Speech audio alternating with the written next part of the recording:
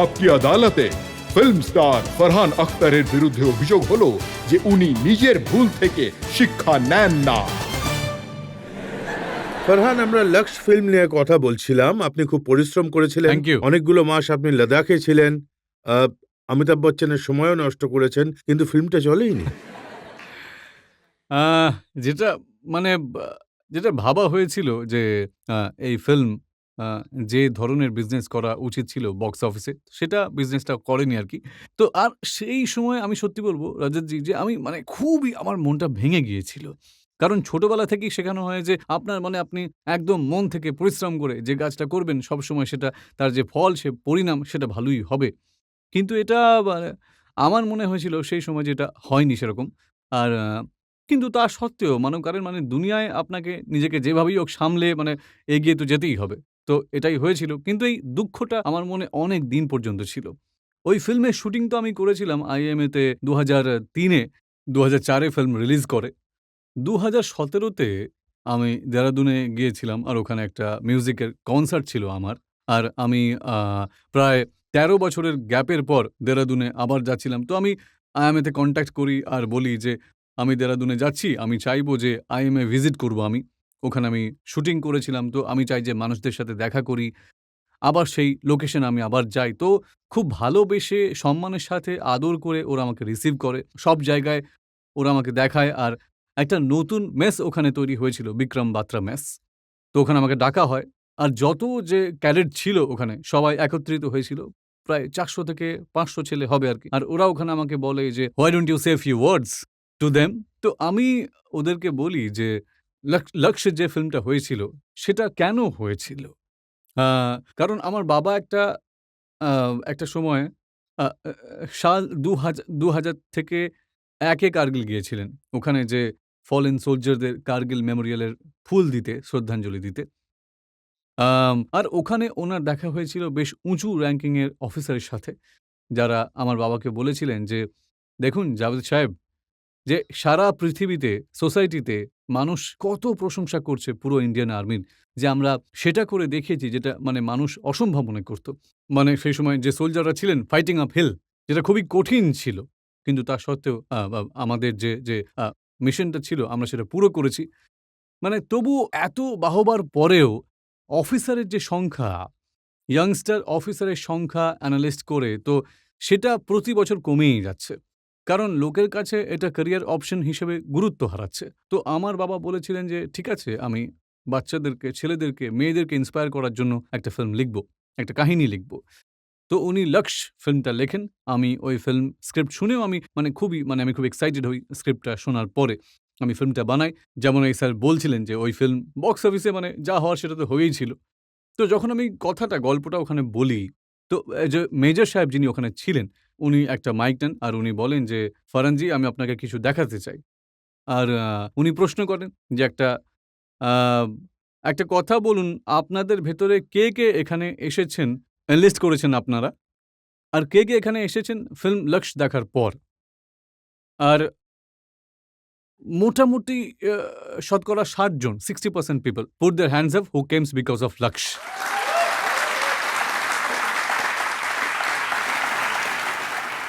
তো ওই মুহূর্তটাতে, ওই মোমেন্টে আমার মনে হয়েছিল যে ইয়ার যে জিনিসটাকে আমি ভাবছিলাম যে ফেল করেছি আমি এতে, ওটা অ্যাকচুয়ালি ব্যর্থ হয়নি। আর আমি এটাও বুঝতে পারি যে কারণ আমরা ফিল্ম তো ইন্ডাস্ট্রিতে রয়েছি। আর ওখানে একটাই কথা, আমরা মুম্বাইতে থাকি যে কথাগুলো হয় তা সবসময় বিজনেসের সম্পর্কেই হয়ে থাকে, বক্স অফিসের সম্পর্কেই হয়ে থাকে। তো কখনো আমরা ভুলে যাই যে ফিল্ম হলো এমন যার একটা এফেক্ট, তার যে এফেক্টটা থাকে সোসাইটির ওপর, তার কিরকম আর কতটা ডিপ মানে কখনো দূর পর্যন্ত পৌঁছায়। তো এটা একটা রিমাইন্ডার ছিল আমার জন্য যে আপনি যে কাজটাই করছেন, যে কাজই আমি করব এরপর ভবিষ্যতে গিয়ে, এতে যেন আমি ফেঁসে না যাই যে উইকেন্ডে কালেকশনটা কতটা ছিল। মানে আমি ভালো কাজ করব, ভালো স্ক্রিপ্ট করব। কারণ একটা অডিয়েন্স আছে তার জন্য, যা আজও যদি নাও হয়, কাল বা পরশু তারা অবশ্যই আসবে দেখতে। দেখুন, নরমালি মুম্বাই ফিল্ম ইন্ডাস্ট্রিতে মনে করা হয় কোনো ফিল্ম কমার্শিয়ালি যদি সাকসেস না হয়, পয়সা না কামায়, হ্যাঁ, তারপর ওই ধরনের ফিল্ম আর হাতে নেওয়া উচিত নয়। কিন্তু একদম। আপনি আবার লাদাখে পৌঁছে গেলেন, আবার ওয়ার নিয়ে স্টোরি বানাচ্ছেন, হ্যাঁ। আবার সেই একই কাজ করছেন। আসলে আমার লাদাখ খুব ভালো লাগে। তো আমি না কিন্তু মানে সত্যি কথা হলো যে আমি লাক্সের জন্য লাদাখে গিয়েছিলাম। তারপর আমি লাদাখ যাই ভাগ মিল্খা ভাগের জন্য। আর এখন ১২০ বাহাদুরের জন্য। আর এই কাহিনীটাই এমন মানে আপনি এই বিষয়ে ভাবতে পারবেন না। ইয়ার যদি চাঁদেও শুটিং থাকতো ১২০ বাহাদুরে তো আমি চলে যেতাম আরকি। সত্যি বলছি। কারণ যারা ওই যে লোকগুলো ছিল, তারা কেমন ধরনের লোক ছিল? কোন মাটিতে তৈরি হয়েছিল? কি মানে কিরকম ছিল ওরা? কিভাবে ওরা ঠিক লড়াইটা করত? ওই শক্তিটা কেমন ছিল? মানে আপনাকে একজন আর্টিস্ট হিসেবেও ক্যারি করে। ওটা হয়ে থাকবে 1962 তে কিন্তু তার যে একটা ফিলিংস আছে, প্যাশন আছে, যে এনার্জি আছে, সেটা যখন আপনি স্ক্রিপ্ট শুনবেন, কাহিনী শুনবেন, তখন আপনার মধ্যে অটোমেটিক্যালি এসে যাবে। তখন আপনার মনে হবে যে ইয়ার যেখানেই যেতে হোক, যা কিছু মানে -10 এ শুট করতে হবে, কোনো প্রবলেম নয়। সকালে মানে রোজ সকালে মানে উঠতে হবে, 2:30 3টের সময় লোকেশনে পৌঁছতে হবে, কোনো প্রবলেম নয়। You don't think about it. আমি তো তখন মানে খুব খুশি যে এই ফিল্মের অংশ আমি একজন। আর এই কাহিনী মানে অনেকদিন আগেই হয়ে যাওয়ার ছিল। আ কিন্তু আজ হচ্ছে and I am very, very happy to be ৬০ বছর আগে যে 'হাকিকত' ফিল্মটা হয়েছিল, হ্যাঁ। সেটাও কিন্তু এই বিষয়ের উপরেই ছিল। কিন্তু ওরা সেটা স্পেসিফাই করেনি। হ্যাঁ, সেই সময় স্পেসিফাই করেনি কিন্তু ওর যে ইন্সপিরেশন ছিল, কারণ ওটা একদম আমার মনে হয় যে 1964 বা 65 এ রিলিজ হয়েছিল। সেই সময় যে ইন্ডিয়া-চায়না ওয়ারটা শেষ হয়েছিল, আ আমরা ওই যে যুদ্ধ ছিল, মানে যে ওয়ারটা ছিল জয়ী হতে পারিনি। আ তো একটা মোরাল যে থাকে, পুরো দেশের মোরাল সেটা ডাউন ছিল। তো আ সেই সময় উনি বলেছিলেন যে এমন একটা ফিল্ম হোক, একটা গানও তৈরি করা হয়েছিল, মেরে বতন কে লোগোं যারা আঁখোं में भर लो पानी। তো এই দেশের এটা একটা স্বর লিফট মানে করার হ্যাঁ, জন্যে একদম আরকি। লিফট করার জন্য যে ফিল্মটা হয়েছিল, এই গানটা বানানো হয়েছিল। আর এই বিউটিফুল ফিল্ম সত্যি। তাহলে আপনি কেন বানাচ্ছেন? স্যার ওই ফিল্মটা খুবই ভালো ছিল কিন্তু একটা অন্য সময় ছিল ওই আমি ফিল্মটা। এইজন্য বলছি, হ্যাঁ, কারণ অপারেশন সিন্দুর নিয়ে বানান, তাতে আমাদের জয় হয়েছে। হ্যাঁ। 62 র ওয়ারে তো আমরা হেরেছিলাম। তা নিয়ে ফিল্ম কিন্তু বানাচ্ছেন। স্যার 62 ওয়ারে যেটা আমাদের সবচেয়ে বড় জয় ছিল সেটা ছিল ব্যাটল অফ রেজাংলা। তো এটা একটা দরকারি কথা যে মানে এই পরিস্থিতিতেও সময়ে ভারত সবকিছু হারাচ্ছে, নিজের জমি যাচ্ছে, অনেক কিছুই হারাচ্ছে। এমন একটা জায়গা ছিল যেখানে যেখানে যেখানে ওরা হার মানেনি। একটা পোস্ট ছিল যেটা ওরা হারায়নি। তো এতে আমাদের এই ধারণা হয় যে লাইফেও স্রেফ শুধু যুদ্ধে নয়, নিজেদের জীবনেও কিছু এমন ঘটনা ঘটবে লাইফে যেটা কখনো একটা যুদ্ধের মতনই হবে। যাতে আপনারা অনেক কিছু হারাবেন। কিন্তু যদি আপনি শয়তান সিংয়ের মতন ১২০ জওয়ানদের মতন মানে আপনার ভেতরে যদি একটা জেদ থাকে, তাহলে আপনি যেকোনো কিছুর সামনে মানে আপনি আ ওদের সঙ্গে মিশে সেটার মোকাবিলা মুখোমুখি হয়ে আপনি লড়তে পারবেন। তো দ্যাটস অ্যান ইন্সপিরেশন ফর দেখুন, আস। আজ আমরা যে প্রমোশন দেখেছি তাতে জানতে পারি আপনি বলেছেন যে ১২০ জন বাহাদুর জওয়ান ছিল আমাদের, যারা ৩,০০০ চাইনিজকে পরাস্ত করেছে। হ্যাঁ, তো কেন লোক এটা বিশ্বাস করবে? স্যার এটাই তো মানে অ্যাকচুয়ালি আমার বাবা বলেন যে এই ফারাক থাকে ট্রুথে, সত্যে আর ফিকশনে। ফিকশনে যেটা হয় যে আপনাকে জাস্টিফাই করতে হয়। যদি আমি গল্প লিখি আর আমি লিখি যে এখান থেকে মানুষ হঠাৎ করে লাফায় আর পড়ে ১৫ তলা বিল্ডিং থেকে নিচে পড়ে আর তাতে তার শুধু ছড়ে গেল। আর এভাবে ঝেড়ে আপনার ফিল্মে দেখলেন যে বলবেন, "আরে কিভাবে হতে পারে এটা কখনো ১৫ তলা থেকে পড়েছে আর তার কিছুই হলো না।" কিন্তু যদি এই গল্পটাই আপনি পড়েন নিউজ পেপারে একবার, একজন মানুষ লাফিয়েছে যে ১৫ তলা থেকে আরও পড়েছে আর কিছু হয়নি, আপনি বিশ্বাস করে নেবেন। Truth allows you to do things the fiction doesn't allow. তো এই কাহিনীতে যেটা হয়, যেভাবে এটা সত্যি ঘটে, আপনি বিশ্বাসই করতে পারবেন না এটা রাইটারই লিখতে পারে না। যে ওরা কি করেছে, কিভাবে ওরা জেতে, কিভাবে মানে বাকিদের আর্মিদের আর্ম ফোর্সেসকে আমাদের সোসাইটি জানতে পারে যে কি ঘটেছিল ওখানে। এই সবকিছুই একদম অতুলনীয় আর আমি এই জয় অফ ডিসকভারি ছেড়ে দেব আপনাদের অডিয়েন্সের জন্য। যখন এই ফিল্মটা দেখবে ওদের ধারণা হবে যে ঠিক কি ঘটেছিল। দেখুন, এই কথাটা আপনি ঠিকই বলেছেন যে বিশ্বাস করাটা কঠিন হয়ে যায়। কোনো ফিল্মে দেখানো হয় যে একটা প্লেন ক্র্যাশ হয়, ২৬২ জনের মধ্যে ১৬১ জন মারা যায় আর একজন হ্যাঁ, বেরিয়ে আসে। একদম। কিছুদিন তো আগেই তো ঘটেছে। এখন যদি ফিল্মে আপনি দেখান তো বলবে, "আরে ইয়ার এটা কিভাবে হলো?" কিন্তু হয়ে তো যায়। মানে বাস্তবে অনেক মানে প্রকৃতপক্ষে এমন জিনিস ঘটে যেটা ডিফাই লজিক। তো এমনই কিছু ঘটেছিল 1962 তে। কিন্তু এই ফিল্ম নিয়ে কিছু কন্ট্রোভার্সিও রয়েছে, যে যাদব মহাসভার লোকজন আছে ওরা বলেছে যে আপনি এই রেজিমেন্টকে দেখাননি ঠিকঠাক, পুরো পুরো ফোকাস মেজর শয়তান সিং এর ওপর ছিল। যদি আমি শুধু মেজর শয়তান সিং ভাটিজির ওপর ফিল্মটা বানাতে চাইতাম, তাহলে আমি টাইটেল রাখতাম শয়তান সিং। সেটাই সবথেকে সহজ কাজ হতো। কোনো কন্ট্রোভার্সি হতোই না। সবাই বলত যে শয়তান সিংয়ের ওপরে ফিল্মটা বানিয়েছে। কিন্তু এই ফিল্মটাই হলো পুরো কোম্পানির ওপর। সেজন্য আমি নামটাই রেখেছি ১২০ বাহাদুর। কারণ বাকি যারা ছিলেন তাদেরও যে যোগদান ছিল এই যুদ্ধে, এই ব্যাটেলটাকে জিততে, অবশ্যই ওদের সমান অবদান ছিল। এবং কিছুদিন আগেই ট্রেলার রিলিজ হয়েছে যে একটা ক্যারেক্টার বলছে যে আহির হ্যায় হাম, प्यार से मांगोगे तो जान भी दे देंगे, लेकिन देश पर बात आई तो एक तो क्या 100 की जान ले भी लेंगे। এরকম। তো তো এক তো এক এক আ আ একটা ছেলে যে আমাকে প্রচুর ট্রোল করছিল অনেক সময় ধরে। বলছিল যে, "আপনি তো হিরোর বিষয়ে কিছুই বলেননি, হিরোর নামটা পর্যন্ত আপনি নেননি।" এইসব বলছিল। কাল ওই আমাকে মেসেজে আমার কাছে ট্রেলারের পরে উনি বলেন যে, "ফারহান সাহেব, যদি আপনি ডায়ালগটা আগেই টিজারে রেখে দিতেন তাহলে ফালতু প্রটেস্ট করতে হতো না আমাকে।" আমি একটা ভালো ব্যাপার আপনার সাথে শেয়ার করতে হ্যাঁ। চাই। আজকে যিনি আমাদের জাজ, রিটায়ার্ড মেজর সঞ্জয় হ্যাঁ। সুরি সাহেব, উনি কুমায়ুন রেজিমেন্টের। হ্যাঁ, অবশ্যই। Thank you. আপনি কিছু বলতে চান এই ফিল্মের বিষয়ে, এই সাহসিকতা সম্পর্কে? অবশ্যই। এখন যখন কথা হচ্ছিল তো আমার তো এরকম গায়ে কাঁটা দিচ্ছিল আরকি। তো যখন আমার কমিশন হয় সেন্টারে যাই মেজর শয়তান সিং এর কথা, উনার ব্যাটল অফ রেজাংলার কথা, উনার হেলমেট রাখা আছে, রেডিও সেট রাখা আছে, ডায়েরি রাখা আছে। সেসব জিনিস দেখে মানে খুব মোটিভেশন হয় আমার। আর আজ যে ফিল্ম হয়েছে আপনি যেটা বানিয়েছেন সত্যি আমাদের কোম্পানিতে আমাদের ব্যাটালিয়নে ২৫% আহির ছিল। আর আমি ওখানে গেলে রেওয়াড়ি, মহেন্দ্রগড় যেখান দিয়ে যাই আরকি সেখানে কারি, বথুয়ার রায়তা আর বাজরার রুটি খেতে বসি। তো আমরা সবাই মিলে এক মানে অবাক মানে এক আশ্চর্য মানে কাহিনী যেখানে আ মানুষ নিজেকে ছেড়ে দেশ, নিজের আ কালচার, নিজের পূর্বপুরুষের কথা ভেবে নিজের সবকিছু হুম, বলিদান হুম, দিতে হুম, তৈরি। একদম। তো এটা খুবই জরুরি এমন ফিল্ম আজকের দিনে। Thank you. You sir. তো দেখুন, মেজর সাহেবের থেকে আপনি এত বড় সার্টিফিকেট পেয়ে গেলেন, আর কি চাই? একদম। আমি একটু নিশ্চিন্ত হলাম যে রুলিং তাহলে ভালোই হবে। দর্শকদের জিজ্ঞেস করি। প্রায় ২০ বছর আগে আপনার একটা মুভি এসেছিল 'লক্স', যার শুটিং আপনি লাদাখে করেছিলেন। আর এখন আপনার মুভি আসছে ১২০ বাহাদুর, যার শুটিংও লাদাখেই করা হচ্ছে। আমি এটা জানতে চাইছি যে আপনার তখনকার আর এখনকার লাদাখের কোনো তফাৎ নজর আসছে? হ্যাঁ, অনেক পার্থক্য হয়েছে। ইনফ্রাস্ট্রাকচারে তো অনেক তফাৎ চোখে পড়েছে। যখন আমি লাক্সের শুটিংয়ে গিয়েছিলাম, তো সেই সময় ওখানে কোনো মোবাইল ফোন কাজই করত না। আমাদের প্রত্যেককে শুটিংয়ের পরে একটা লাইন লাগাতে হতো, যেখানে একটা পিসিও ছিল হোটেলের বাইরে, যেখান থেকে ঘরে আমরা ফোন করতে পারতাম। শুধু একজন বচ্চন সাহেবই ছিলেন যার কাছে স্যাটেলাইট ছিল। উনি কথা বলতেন। কিন্তু ইনফ্রাস্ট্রাকচার খুব ভালো হয়ে গেছে ওখানে। যে রোড রয়েছে, যে কানেক্টিভিটি মানে খুবই ভালো হয়ে গেছে। একটা জিনিস যা সেই সময়েও ছিল আর এই সময়তেও আছে, সেম টু সেম রয়েছে। সেটা হলো লাদাখি লোকেদের হসপিটালিটি আর ওনাদের ভালোবাসা।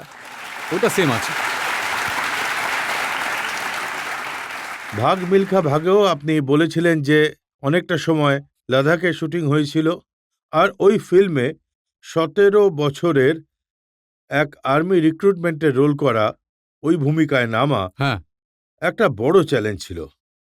চ্যালেঞ্জিং তো ছিলই স্যার। কিন্তু যখন আমার দেখা হয় মিলখা সিংজির সঙ্গে, আ সেটাও একটা ইন্টারেস্টিং স্টোরি। কারণ আমার দেখা করতে চণ্ডীগড় যাওয়ার কথা, কিন্তু উনার শরীরটা খারাপ ছিল। তো উনি বলেন যে, আপনি আজকে আসবেন না। আমি যখনই আমার শরীরটা ঠিক হয়ে যাবে, আমি মুম্বাইতে চলে আসব।"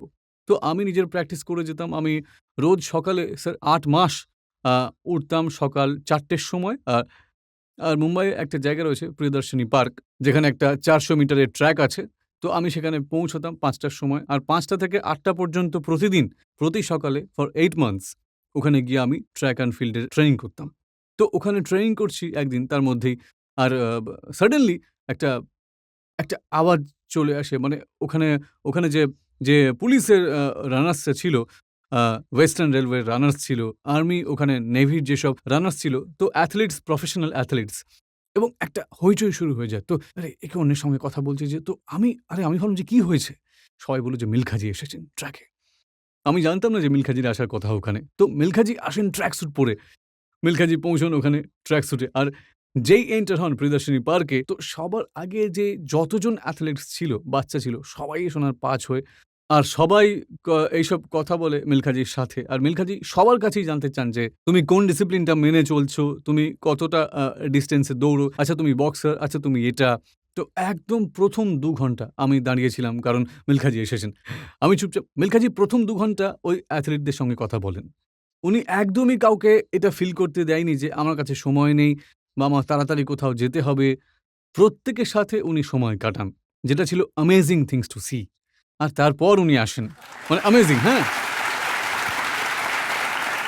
তো ধীরে, ধীরে আপনি বুঝতে পারবেন মানে আপনি কেমন মানুষকে মানে পোর্ট্রে করতে চলেছেন। কিছু না বলেই শুধু দেখেই। এরপর উনি আসেন। তো আমি উনার সাথে দেখা করি। আর উনি বলেন মানে আমি উনাকে বলি যে, "আপনার সাথে দেখা হয়ে ভালো লাগলো মিলখাজি।" তো উনি বলেন যে, "চলো বাকি কথাগুলো ট্র্যাকে জগিং করতে বলব।" তো উনার ভেতরে যে 17 ইয়ার্স ওল্ড অ্যাথলিটটা ছিল, সেটা তখনও বেঁচে ছিল। তো আমি ভাবি যে ইয়ার এই মানুষ এট দ্যাট টাইম উনি নিজের বয়সটা পর্যন্ত জানেন না। কিন্তু উনি ডেফিনিটলি নিজের লেট 70s এ তো ছিলেনই। আ তো যদি উনি উনার লেট 70s এ এতটা ইয়াং থাকতে পারেন, তো মানে আমি ৩০ বছরে ১৭ কেন হতে পারব না? তো এইভাবে আমি অ্যাপ্রোচটা করি। কিন্তু আপনি তো পাঞ্জাবি বলতে পারতেন না, আপনার কোনো শিখ সমাজ সম্বন্ধে অভিজ্ঞতা ছিল না। আপনি তো মুম্বাইয়ের হ্যাঁ, মানুষ। হ্যাঁ, হ্যাঁ। হ্যাঁ, এর জন্য পরিশ্রম তো করতেই হয়েছে। আমার এক পাঞ্জাবি ডায়ালেক্টের কোচ ছিলেন। তো তার সঙ্গে আমার সব ডায়ালগ আর যত রকমের এক্সপ্রেশন থাকে কোনো আ বিশেষ মোমেন্টে যদি কিছু থাকে তো ঠিক সাউন্ড হওয়া দরকার সেটা। কিন্তু যখন আমি চন্ডীগড় যাই, তো এটা একটা খুবই ইন্টারেস্টিং জিনিস হয় ওখানে। একটা প্রেস কনফারেন্স হচ্ছিল সেখানে। আর মিলখাজি আমায় নিজের যে জুতোটা ছিল, যেটা উনি রোম অলিম্পিকে পরেছিলেন, সেই জুতো উনি আমাকে গিফট করেছিলেন। আর হ্যাঁ, ওয়ান্ডারফুল। ওয়ান্ডারফুল। আর তারপর ওখানে মিডিয়াও ছিল। তো একটা প্রশ্ন উত্তর ওরা বলেন যদি কোনো প্রশ্ন করতে চান তো, তো আ একটা লেডি ছিলেন ওখানে যিনি লোকাল নিউজপেপারে ডিরেক্টর রাকেশ নেহরাকে প্রশ্ন করেন যে, "রাকেশজি আপনি ফিল্ম বানাচ্ছেন মিলখাজির উপর। মিলখাজি তো পাঞ্জাবি। তো আপনি কেন why don't you take a Punjabi actor? Why don't you take a Sikh actor? মানে আ কেন কাস্টিং করছো somebody who is not all this?" তো অবভিয়াসলি ডিরেক্টর তো প্রোটেক্টিভ হয়েই থাকে নিজের অ্যাক্টরদের বিষয়ে। তো উনি মানে খুব একটা সুইট জবাব দিয়েছিলেন, "না, অ্যাক্টরদের তো কাজই হলো সব রোলে মানিয়ে নেওয়া।" এইসব যুক্তি উনি দেখান। কিন্তু উনার প্রশ্ন যেটা ছিল সেটা আমার মনে গিয়ে লাগে। মানে আপনাকে সত্যি বলব আমি আমার তখন খুব ইরিটেশনও হয় আর আ রাগও হয়েছিল যে কি ভাবছেন উনি? পারফর্ম করতে পারব না আমি? কিন্তু যেই এইসব ফিলিংটা চলে যায় না আমি বুঝতে পারি যে আরে ইয়ার এই ফিল্মে মানুষের যে আবেগ জড়িয়ে রয়েছে, মিলখার রোলটা যে করছে সে কেমনভাবে ঠিক করবে। উনি আমাকে এতটা মানে যাকে বলে উদ্দীপ্ত করেন। উনার এই কমেন্টে যদি এই মহিলা যদি এমন ভাবেন, তাহলে এমন হাজার লক্ষ মানুষ আছে যারা ভাববে যে আরে ইয়ার এই লোকটাকে কেন নিয়েছে মিলখার রোলে? So that give me a lot of energy যে আমি মানে এই রোলে এমন কিছু করে দেখাবো, যা হয়তো আমি করতে পারতাম না যদি ওই প্রশ্নটা আমাকে না করা হতো। একদিক থেকে আমার লাভই হয়েছে বলা যায়। না, বাস্তবিকই আপনি যেভাবে মিল্খা সিং এর পোর্ট্রে করেছেন সত্যি সেটা অসাধারণ। Thank আর you, আপনি thank ওনাকে you. সত্যি খুব ভালো তুলে ধরেছেন। Thank you. কিন্তু একটু বেশি রোমান্টিক বানিয়ে দেননি মিল্খা সিংকে এই ফিল্মে? অ্যাকচুয়ালি না। উনাকে বেশি রোমান্টিক মানে গান-টান তো উনি করতেন না। কিন্তু বেশি রোমান্টিক বানাইনি। কারণ আমার মনে আছে আমি কথা বলছিলাম মিলখাজি এবং উনার ওয়াইফের সঙ্গে। তো একটা সিন ছিল যেটা অস্ট্রেলিয়াতে যখন উনারা উনার দেখা হয় একটা মেয়ের সঙ্গে। আর উনার একটুখানি একটু রোমান্টিক চক্কর হয়ে যায় অস্ট্রেলিয়াতে। যে কারণে উনার ফোকাস স্পোর্টস থেকে দূরে চলে যায়। তো রাকেশ বলেছিলেন যে, "এটাই একটা সিন হবে ফিল্মে যেখানে একটু আধটু কিসিং-টিসিং থাকবে, এরকম হবে।" তো আমি ভেবেছিলাম, আরে যে আন্টিজিকে বলেছে যে কিনা এসব করতে চলেছি আমি এ সময়। তো আমি ওনাকে জানতে চাই মানে প্রশ্ন করি যে, "আপনি কমফোর্টেবল তো? মানে আমরা এটা এরকম দেখাতে চলেছি।" তো মিলখাজি তো উনি মানে ব্লাশ করেন পুরো। মানে উনি আরে! মানে খুব হাসছিলেন, লাল হয়ে গেছিলেন একদম। হি ওয়াজ স্মাইলিং। আন্টিজি তো শি গেভ বেস্ট আনসার। "না, আপনি প্লিজ দেখান।" উনার তো মানে এত অ্যাফেয়ার্স ছিল আগে আমার সাথে দেখা হওয়ার আগে মানে একদম হার্ট থ্রব ছিলেন, হার্ট থ্রব।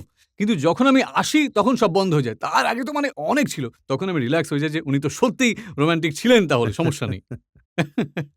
তো ফিল্ম রিলিজের পরে আপনাদের দেখা হয়েছে আর? হ্যাঁ, হ্যাঁ, উনার সাথে? অনেকবার হয়েছে তারপরে। আর আমরা একসাথে লন্ডন যাই। আ অনেক সময় আমরা একসঙ্গে কাটিয়েছি। যখন আমি চন্ডীগড়ে গেছি, দেখা করতাম ওনার সঙ্গে, ওনার ফ্যামিলির সঙ্গে। উনি কখনো মুম্বাই এলে, ওনার ফ্যামিলি মুম্বাই এলে, ওরা সবসময় আমার ঘরে আসতেন ওনারা। তো মানে দেখা তো হতই, মানে ফোনেও কথা হতো। কিন্তু আ কিন্তু আফসোসের কথা হলো মানে যখন কোভিড হয় আর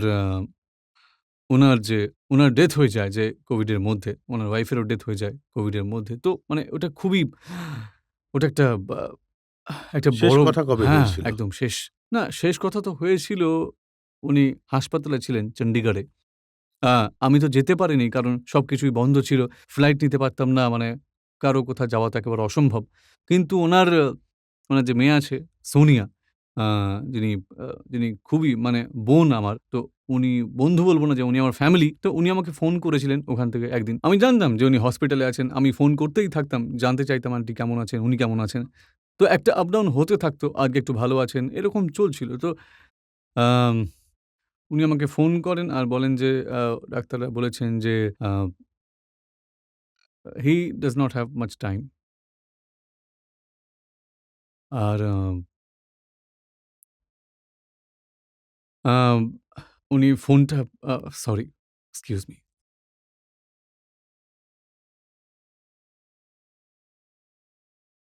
উনি ফোনটা দেন উনাকে আর বলে, "আমি ফোন উনার কানে রাখবো। আপনি যা কিছু বলতে চান, গুড বাই বলতে চান, যা কিছু বলতে চান বলে দিন।"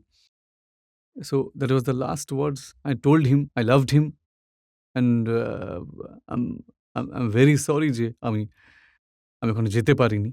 আম আসলে ওই সেই সময়টাই এমন ছিল, কেউ কোথাও যেতে পারত না। অনেক লোকের সাথেই এরকম হয়েছে। একদম। আর আমরা বুঝতে পারি যে আপনার আবেগ ফিল্ম করতে, করতে আপনার সঙ্গে একটা ইমোশনাল সম্পর্ক হয়ে গেছিল।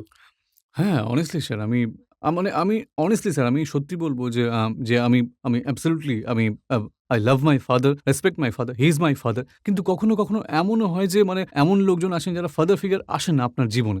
সেরকমই কিছু একটা হয়। আর ডেফিনিটলি মিল্খা জিন ছিলেন father figure to me after my father. He yeah.